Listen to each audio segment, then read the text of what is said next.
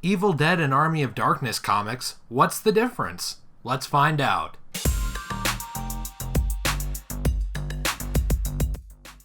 So I'm going to be pulling sources on this one from a few different websites and articles on the internet, along with obviously commentaries in DVDs and Blu-rays, and I'm going to try to compile the sources down in the comments so you guys can go check out any of these that you want to. But first, before we get to the comics specifically, I need to explain the difference between Evil Dead and Army of Darkness in general. So the Evil Dead franchise began with the first Evil Dead movie, which was a horror film that premiered in 1981. It focused on a group of teenagers who spend a weekend in a cabin in the woods and find the Necronomicon, the Book of the Dead. The film deals with the supernatural horrors of demons along with themes like possession, and it was actually a very, very dark film for its time and received an NC-17 rating. 2 sequels actually spawned off from the original.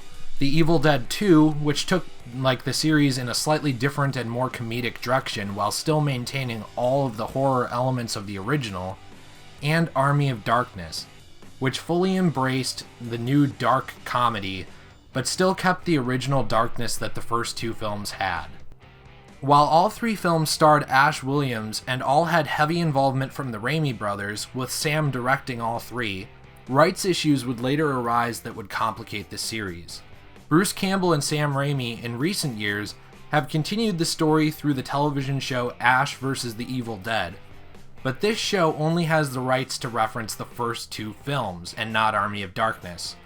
Although Army of Darkness is actually still considered canon to that universe, it can't be mentioned. So why would I go into all this background information on the show and movies just to talk about the comics? Basically, this is to give you guys just a bit of an idea of how complicated the rights issues actually are with these series, and why there's a split between the Army of Darkness brand and the Evil Dead brand of comics.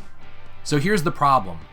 From what I've been able to find online, and there could be some discrepancies with all of this, but the problem is that the Raimi brothers, Bruce Campbell, and Robert Liefeld, actually own the intellectual rights to the character of Ash, from what I can tell, at least his depiction in the first Evil Dead franchise, the first 2.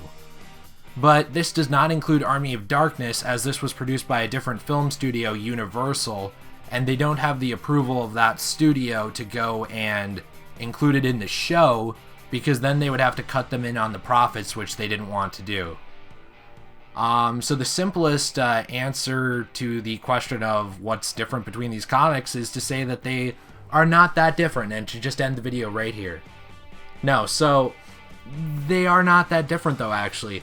Evil Dead 2 was a pretty crazy film, and it led directly into the crazy events of Army of Darkness. There's a great site called Deadites Online that I want to give you guys the link for, which has a good number of the comic summaries on it, which are not full summaries, spoiling everything.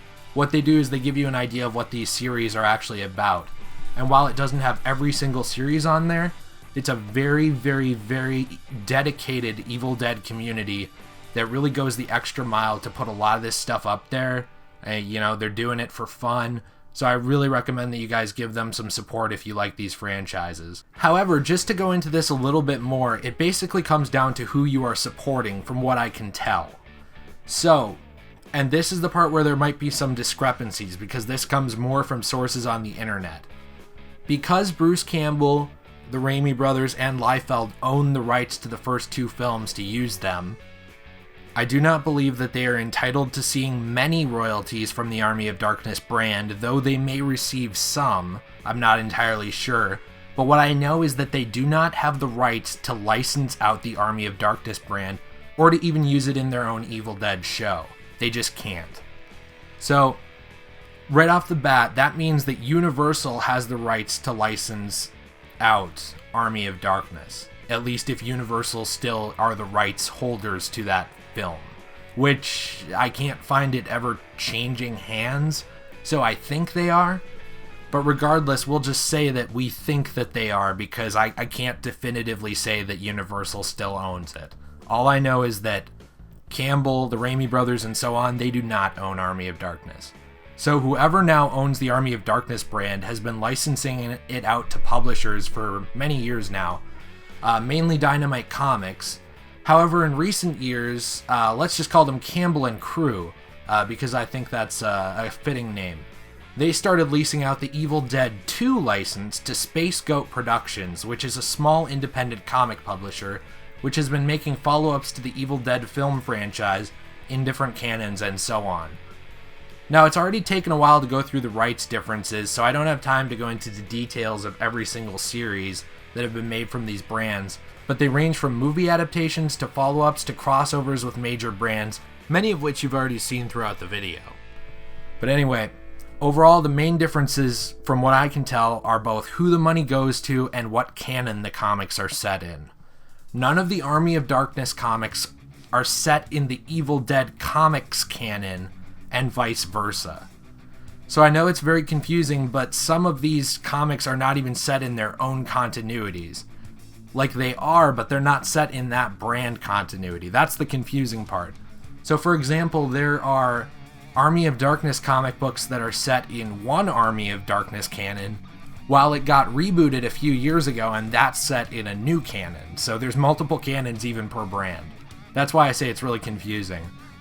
But anyways, guys, I hope this made sense, at least somewhat. It's really hard to find information on these comics, especially because Space Goat Productions is a smaller publisher, and there's no way Universal or whoever is holding the Army of Darkness brand is going to out themselves, you know, as like the bad guy here, like they are considered.